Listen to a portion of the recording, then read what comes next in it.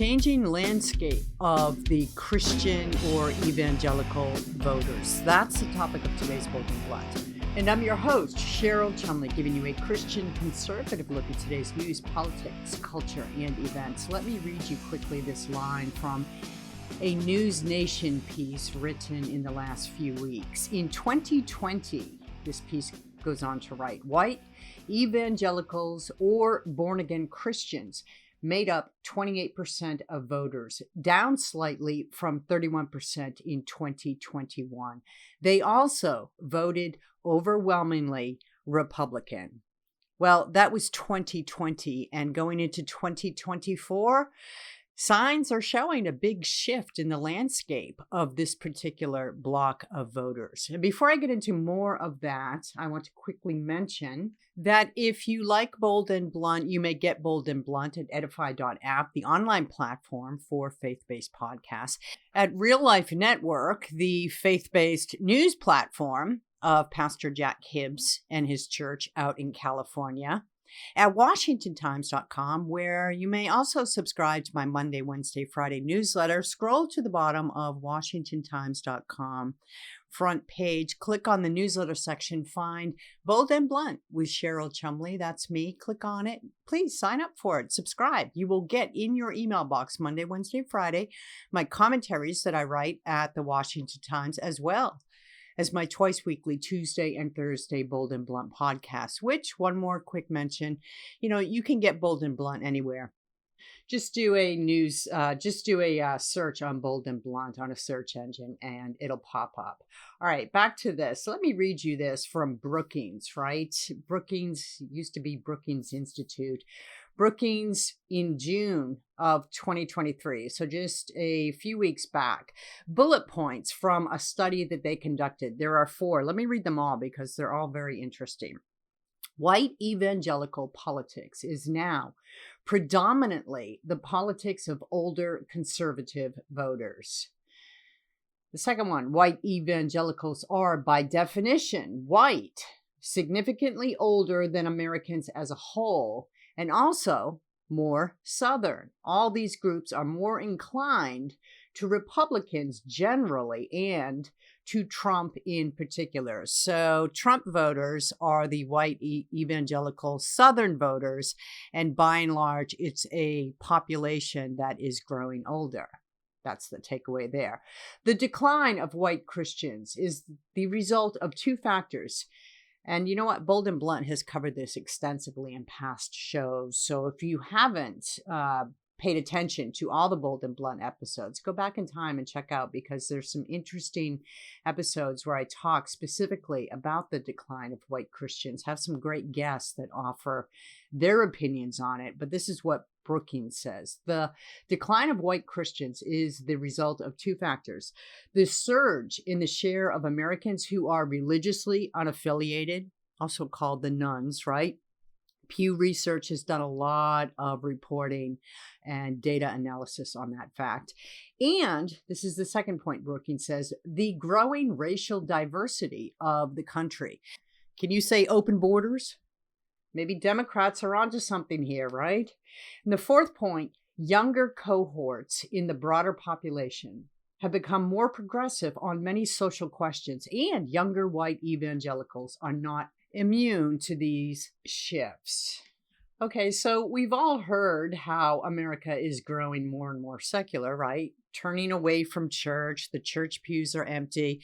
COVID drove some of that stay-at-home type of worship services, and many people have not gone back to church. But even before that, there have been studies that show belief in God and steady attendance at church has been on the downfall in America for some years now. And there have been concerns that this has been a decided and permanent shift in America's politics and culture, because as the culture goes, right, so goes the politics. And Anybody who listens to Bold and Blunt or reads my stuff at the Washington Times regularly knows that I see the decline in faith, the decline in church attendance, the decline in the belief of God as the number one factor in leading to America's demise, simply because the root of American exceptionalism in America is the idea of God-given individual liberties. And as I've said repeatedly, if you remove God from that equation, then it opens the door for government to step in. And suddenly, instead of God-given, we have government granted. This is why we are at where we're at in America right now, with government growing bigger and bigger, to the point where we actually have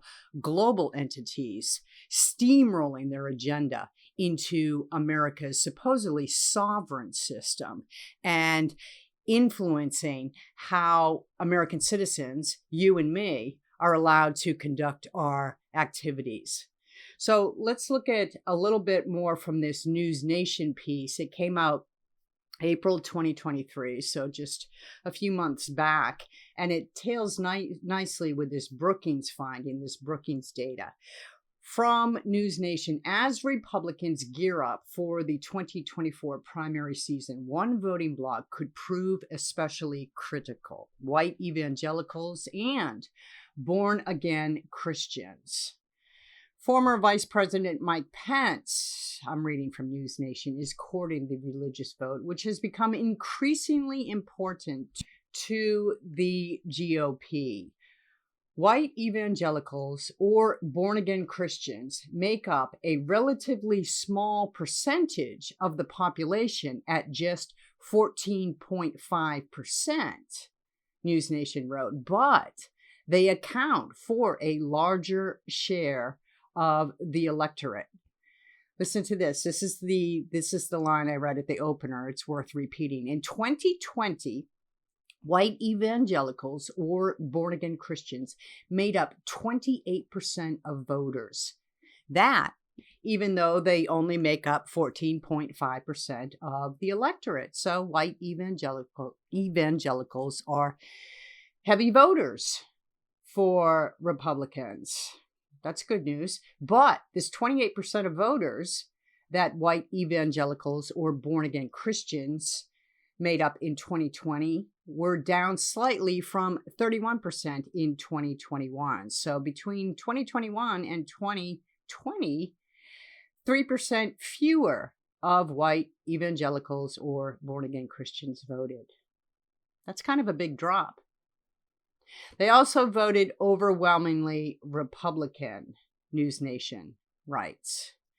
You know, we could go on and on about this topic, and there are studies everywhere over the course of the last few years, especially, that have tracked how evangelicals and born-again Christians and those of various faiths have voted in America. But the important thing here, the important takeaway, is the decline of Christianity in America. That's a topic that can't be discussed enough because, as I said, God-given rights are the basis of American exceptionalism. It's the basis of our freedoms, right? It's the basis of justice, of equality, of everything that makes America great and sets us apart from every other nation in the world. If we don't fight for God-given rights, then we're missing the picture.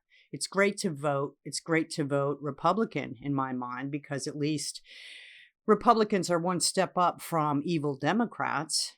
Seriously, what do Democrats offer that evangelicals could find enticing?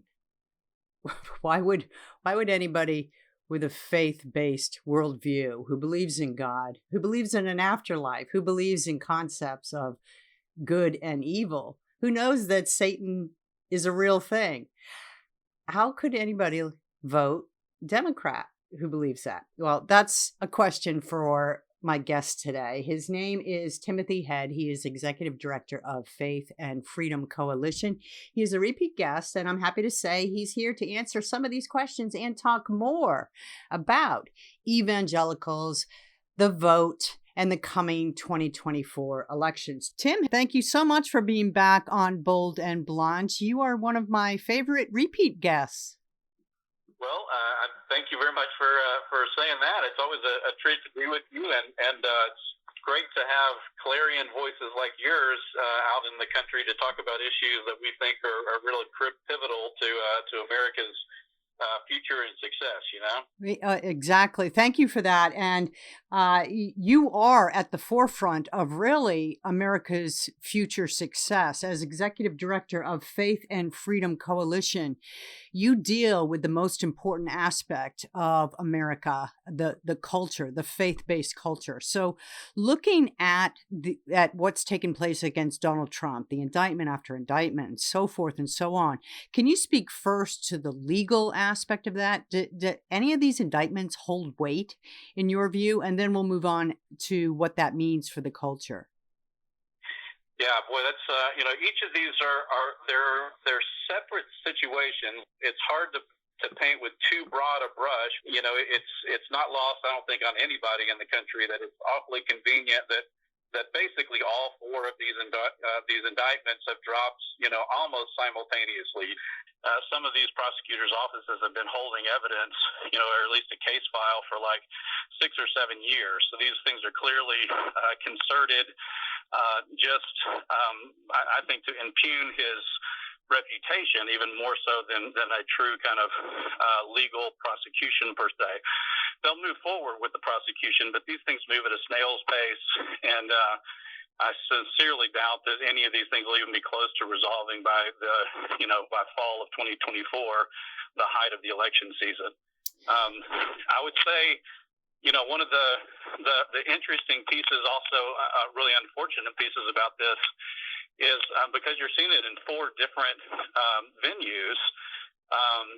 What really ends up happening for a lot of Americans is you can't just say this one prosecutor has a burr in his or her saddle. That you have multiple major law enforcement agencies all becoming seemingly very political, which makes us question most of the system, not just one particular office holder, which I think is a catastrophic course of events for Americans writ large. That we need to be able to trust our justice system as really one of the kind of bastions, I would argue, of civil society.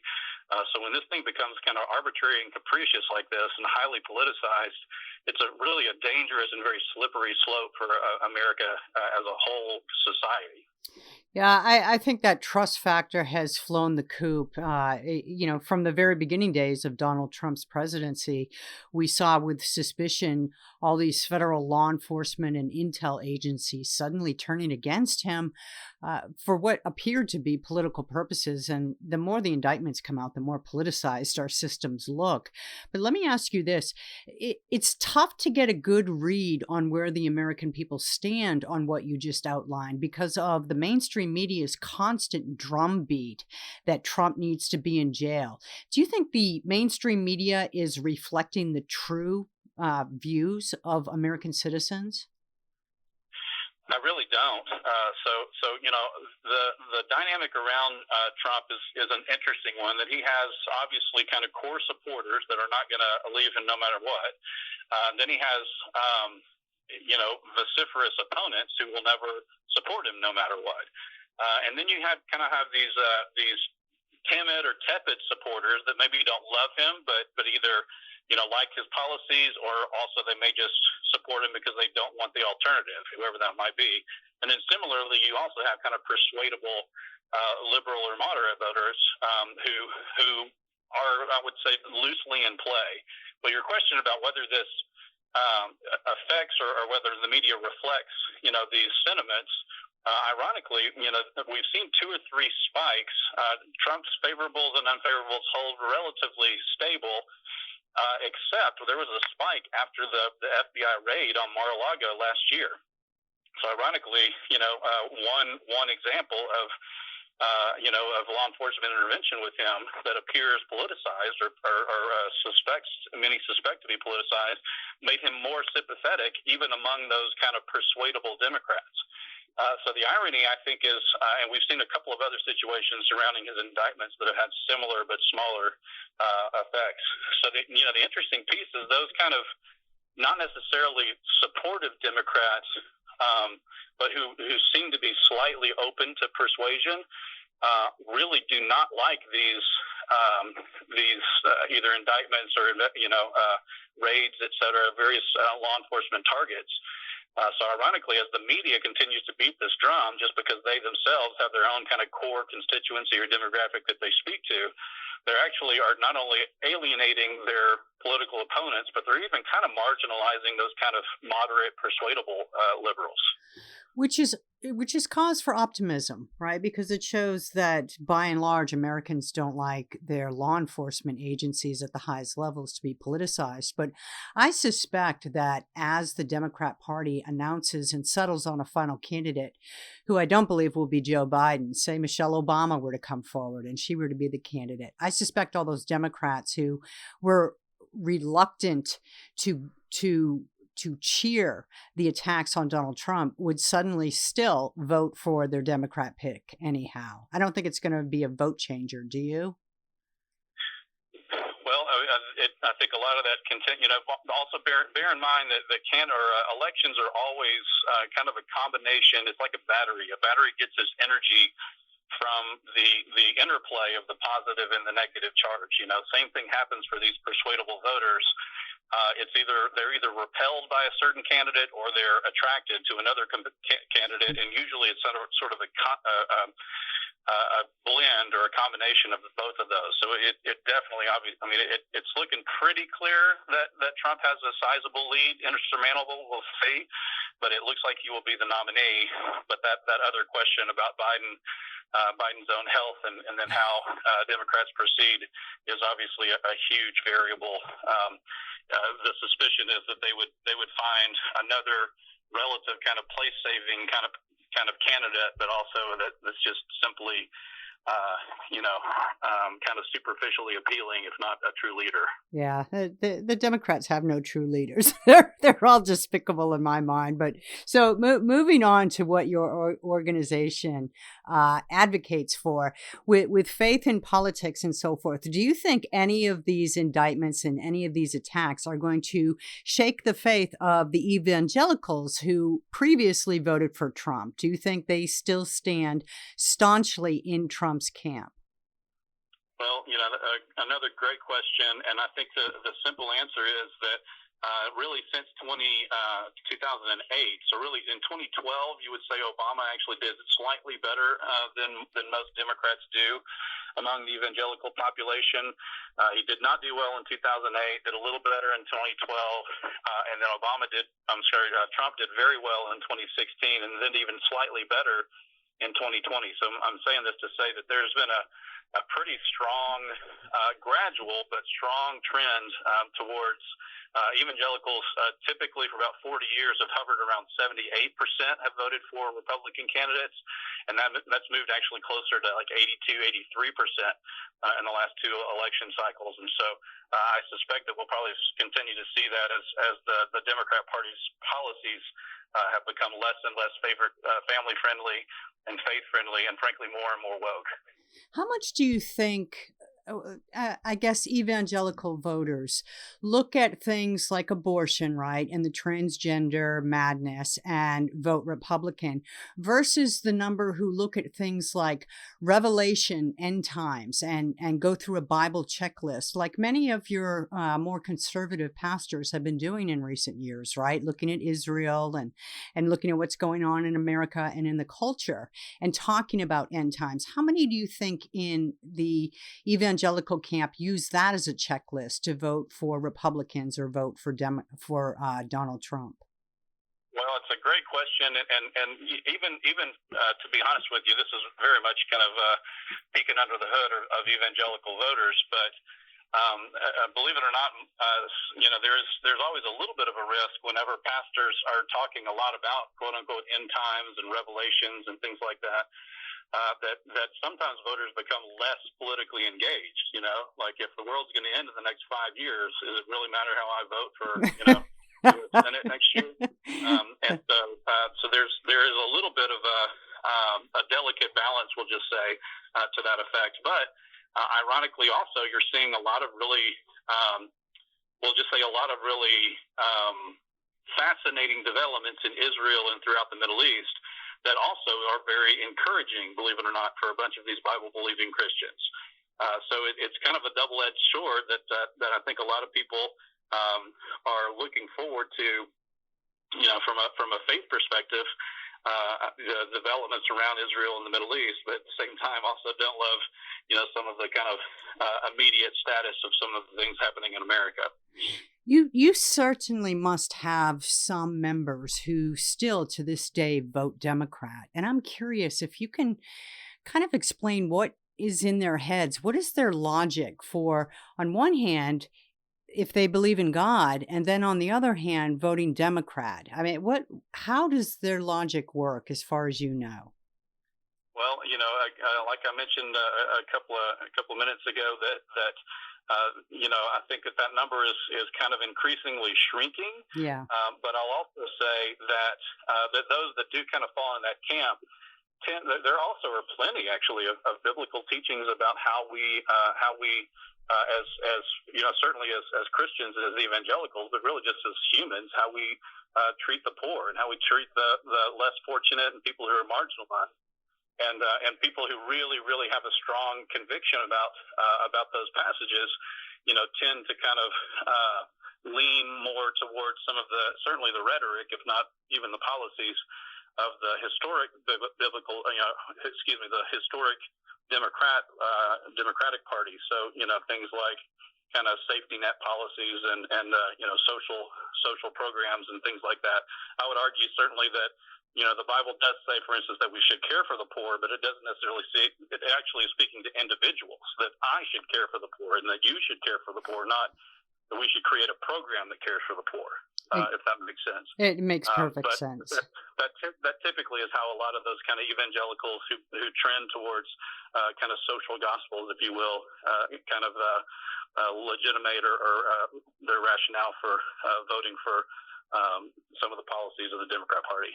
Interesting. It's very interesting to me how two people supposedly of the same faith can look at political issues and come to such dramatically different conclusions. So thanks for that. That was interesting. Just to wrap up here, your Faith and Freedom Coalition, what's going on? How's your membership roll going? I imagine you're drumming up some memberships now, given the dark, perilous times America is facing and people looking for answers. But what do you have coming up?